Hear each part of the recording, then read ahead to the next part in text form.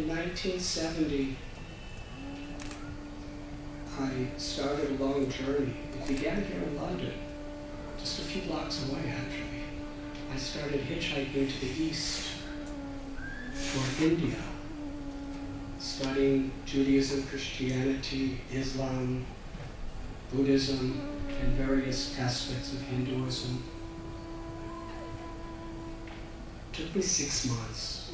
I had no money. When you have no money, of course, you wouldn't be very successful as a banker. Too many people got inspired by this, but nobody will. If you have no money and you go to strange foreign lands, you really get to know the people. You have no choice.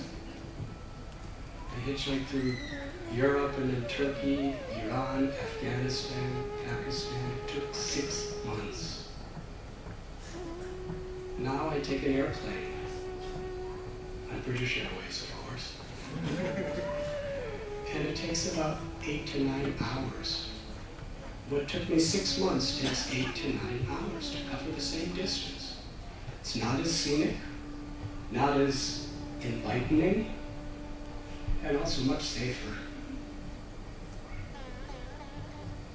But while I was in India, I remember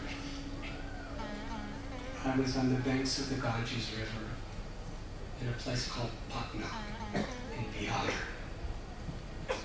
And there I made very good friends with a disciple of this great Swami.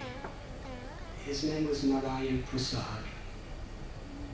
He was a government worker, and he was about 85 years old. I was 20, but we were best friends.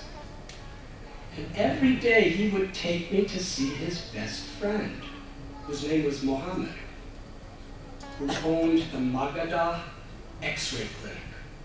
And we would go in his back room, and for 1 hour every day we would discuss religion. And Mohammed would talk from the Quran, and Narayan Prasad would speak from the Gita, the Bhagavad, and the Ramayana, and I would speak from all the different stuff that I was learning. But it wasn't just tolerating each other, we were appreciating each other. We were learning from each other.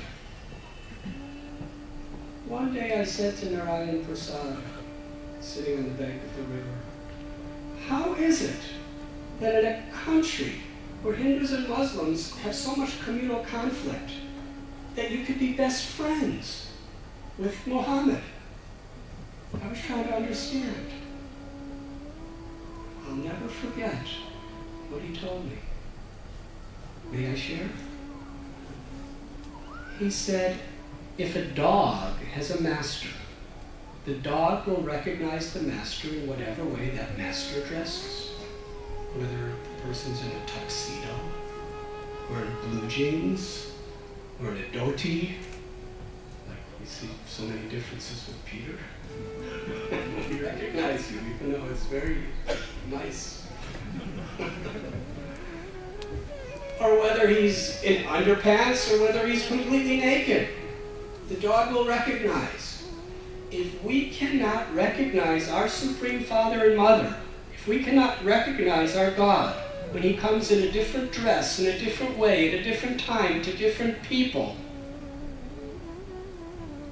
then we're less than the dog. And we have so much we could learn from the dog.